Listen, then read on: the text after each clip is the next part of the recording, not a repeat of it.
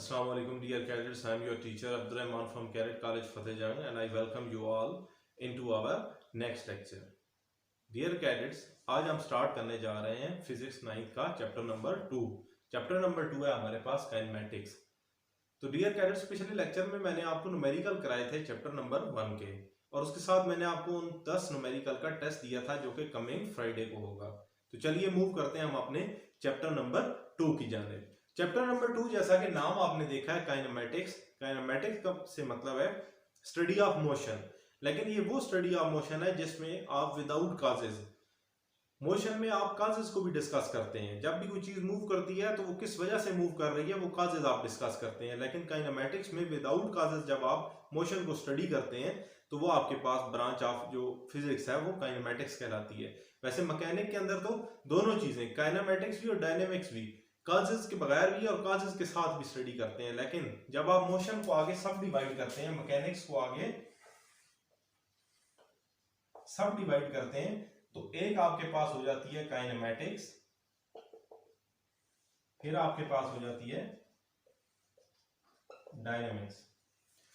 तो आपके पास मैकेनिक्स जो है उसमें आप दो चीजें स्टडी करते हैं, काइनेमेटिक्स और डायनेमिक. तो काइनेमेटिक में आप मोशन की काजेस को डिस्कस नहीं करते, जबकि डायनेमिक्स में काजेस वगैरह को डिस्कस करते हैं. डियर कैडेट्स, उसके बाद हम अगला जो हमारा आज का टॉपिक होगा वो है रेस्ट एंड मोशन. तो रेस्ट एंड मोशन आपके पास पेज नंबर 29 बिल्कुल टॉप पे डेफिनेशन दी गई है पिंक कलर के अंदर. रेस्ट कब होता है? A body is said to be at rest. Body उस वक्त रेस्ट में होती है if it does not change its position with respect to its surrounding. अगर वो अपनी पोजीशन जो है वो तब्दील न कर रही हो अपने इर्द गिर्द के मुताबिक. अगर कोई भी चीज अपने इर्द गिर्द के मुताबिक पोजीशन चेंज ना करे तो वो आपके पास होता है रेस्ट, कि वो खड़ी है. अगर वो अपनी जगह हरकत नहीं कर रही, अपने इर्द गिर्द के लिहाज से बिल्कुल रुकी हुई है, तो वो रेस्ट. और अगर वो मूव कर रही है, a body is said to be in motion, उस वक्त आप कहते हैं कि बॉडी हरकत में है. इफ इट चेंजेस, अगर वो तब्दील करे अपनी position with respect to its surrounding, अपने इर्द गिर्द के लिहाज से. अब जैसा कि इसकी एग्जांपल अगर दें, tree is always in rest, वो मूव नहीं करता. जबकि आकार, कोई भी और चीज, एरोप्लेन, तो मोशन की एग्जांपल तो बहुत सारी हो सकती हैं और रेस्ट की भी. एक आप अपने घर की मिसाल दे सकते हैं, हाउस इज एट रेस्ट, वो रेस्ट पे रहता है, मूव नहीं करता. Car is in motion. तो ये चीजें हो गई. उसके बाद हम मूव करते हैं अपने next topic types of motion की तरफ. डियर कैडेट्स, अब हम स्टार्ट करते हैं टाइप्स ऑफ मोशन. तो टाइप्स ऑफ मोशन जैसा कि आप देख सकते हैं कि तीन मेन टाइप्स होती हैं, ट्रांसलेटरी, रोटेटरी और वाइब्रेटरी मोशन. तो इन तीन टाइप्स के अलावा ट्रांसलेटरी मोशन की भी फर्दर तीन टाइप्स होती हैं, लीनियर, रैंडम और सर्कुलर. तो सबसे पहले हम ट्रांसलेटरी मोशन से स्टार्ट करते हैं. बिल्कुल पेज नंबर 29 के बॉटम पे आपके पास ट्रांसलेटरी मोशन है.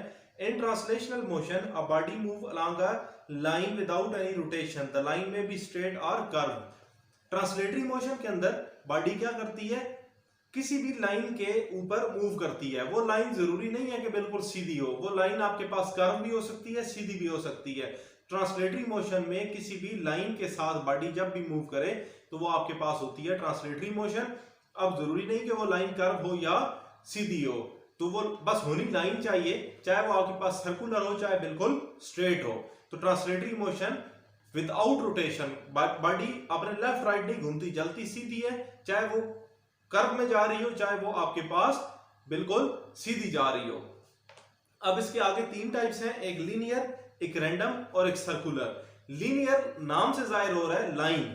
लाइन आपके पास क्या है कि जब बॉडी बिल्कुल स्ट्रेट लाइन में मूव करे, आप नेक्स्ट पेज पे आ जाएं तो आपके पास आ जाती है linear motion. Straight line motion of a body is known as linear motion. जब बॉडी बिल्कुल स्ट्रेट लाइन में मूव करना शुरू कर दे तो वो आपके पास होगी लीनियर मोशन. और लीनियर मोशन की एग्जांपल क्या हो सकती है? Flying aeroplane. एरोप्लेन चूंकि बिल्कुल सीधा मूव कर रहा होता है तो वो आपके पास जो है वो लीनियर मोशन है.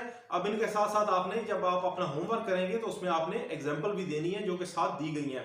फिर आप सर्कुलर मोशन की बात करें तो सर्कुलर मोशन में बॉडी जब भी किसी सर्कल में घूमना शुरू कर दे, तो ट्रांसलेटरी मोशन में तो उसने कह दिया विदाउट रोटेशन, कि बस रोटेट ना हो आगे, चाहे गोल मोशन हो चाहे सीधी हो. लीनियर में उसने कहा कि स्ट्रेट लाइन मोशन. सर्कुलर जो होती है वो आपके पास होती है किसी भी दायरे के अंदर, और जो रैंडम मोशन होती है ये आपके पास बेतरतीब मोशन होती है। तो हम पहले देख लेते हैं बुक पे, चूंकि सर्कुलर मोशन है, motion of object in a circular path, कि जब भी कोई चीज सर्कल में घूमना शुरू कर दे तो वो आपके पास होती है सर्कुलर मोशन। मिसाल के तौर पे बच्चों का एक ट्रेन होती है जो तस्वीर साथ बनी हुई है, दायरे में घूमती है, तो ये आपके पास सर्कुलर मोशन हो जाती है। या कोई स्टोन आप किसी भी धागे के साथ बांधे और उसे घुमाना शुरू कर दें तो वो सर्कुलर मोशन होगी। उसके बाद आपके पास है रैंडम मोशन। रैंडम मोशन आपके पास डिसऑर्डर मोशन होती है। The disorder are irregular, disorder या इररेगुलर। अब एक चीज होती है ऑर्डर में, तरतीब से, एक होती है डिसऑर्डर, बेतरतीबी। इररेगुलर भी एक रेगुलर और इररेगुलर। इररेगुलर का मतलब है यहाँ पे बेतरतीब, जिसकी कोई तरतीब ना हो। तो ऐसी मोशन जो बेतरतीबी होती है वो आपके पास रैंडम होती है। तो बेतरतीब मोशन किसकी होती है? कभी तितली को आपने उड़ते देखा, तितली जब भी उड़ती है तो वो रैंडम मोशन कर रही होती है। तो रैंडम मोशन आपके पास बिल्कुल बेतरतीब मोशन होती है। फिर हम मूव करते हैं अपनी अगली जो टाइप है, वो आपके पास है रोटेटरी मोशन। रोटेटरी मोशन अगर आप देखें, the spinning motion of a body, जब कोई चीज स्पिन करना शुरू कर दे, किधर? अबाउट इट एक्सिस, अपने एक्सिस के गिर्द। एक्सिस के गिर्द यहाँ पे मोशन करने से मुराद ये है कि आपने पहिया देखा होगा, पहिया पक्का एक जगह जुड़ा होता है और जुड़ के उस ही पॉइंट के इर्द गिर्द मूव करता है। तो रोटेटरी मोशन में चीज एक जगह जुड़ी होती है और उसी जुड़ी हुए पॉइंट से इर्द गिर्द मोशन करती है। आपने कार का हैंडल देखा होगा, वो एक जगह पक्का जुड़ा होता है और उसी पॉइंट के इर्द गिर्द लेफ्ट राइट वो मूव कर रहा होता है। आगे आपके पास जो थर्ड टाइप आती है वो आती है वाइब्रेटरी मोशन। अब वाइब्रेटरी, वाइब्रेट होना किसी चीज का भी, तो वाइब्रेटरी मोशन क्या होती है? To and fro motion of a body, किसी चीज का भी इर्द गिर्द लेफ्ट राइट मूव करना। किधर? अबाउट इट मीन पोजीशन, अपनी मीन पोजीशन के इर्द गिर्द। अगर आप यहां किसी चीज को बांध दें, अब ये चीज क्या करे, इसको डिस्प्लेस कर दें, ये इसी पॉइंट के लेफ्ट राइट मूव करना शुरू कर दे, तो इसको आप टू एंड फ्रो मोशन कहते हैं। आपने पेंडुलम देखा होगा, पेंडुलम कोई भी लटकी हुई चीज होती है, तो आपने ऐसी घड़ियां देखी होंगी जिनके अंदर पेंडुलम लटक रहे होते हैं, तो वो क्या कर रहे होते हैं? वो left right to and fro move कर रहे होते हैं, वो किसी भी एक फिक्स पॉइंट के इर्द गिर्द मूव कर रहे होते हैं। रोटेटरी में चीज पूरी की पूरी घूम जाती है, जबकि पेंडुलम जो है वो पूरे का पूरा नहीं घुमा करता, वो ये थोड़ा सा इधर जाता है, थोड़ा सा इधर जाता है। तो वाइब्रेटरी मोशन और रोटेटरी में यही सबसे बड़ा मेन फर्क है। तो डियर कैडेट, ये तीनों ब्रांचेस और इनकी सब ब्रांचेस जिस तरतीब से मैंने बनाई है आपने इसी तरीके से लिखनी है। पिंक कलर के अंदर इनकी जो डेफिनेशंस है वो आपको दे दी गई है और साथ ही आपको एग्जांपल भी दी गई है। तो सबसे पहले आपने टाइप ऑफ मोशन की हेडिंग देनी है, there are 3 types of motion.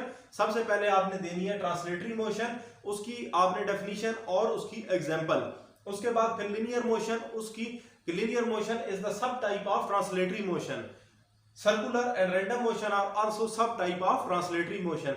तो इनकी डेफिनेशन और इनकी एग्जांपल, एग्जांपल की भी हेडिंग देनी है मार्कर के साथ और आगे आपने लिखना है। इसी तरीके से रोटेटरी मोशन की भी आपने हेडिंग, नीचे उसकी डेफिनेशन और फिर एग्जांपल, एग्जांपल की हेडिंग, और इसी तरीके से वाइब्रेटरी मोशन को भी आपने लिखना है और ये काम आपने अपनी नीट कॉपीज के अंदर मुकम्मल करना है। डियर कैडेट्स, आपने अच्छे से तैयारी करनी है उन न्यूमेरिकल्स की जो पिछले लेक्चर में मैंने आपको कवर कराई हैं, ताकि आपका जो टेस्ट होने जा रहा है फ्राइडे को वो आप अच्छे से अच्छे तरीके से दे सकें। डियर कैडेट्स, मिलते हैं अगले हफ्ते इंशाल्लाह नेक्स्ट लेक्चर के साथ। अल्लाह हाफिज।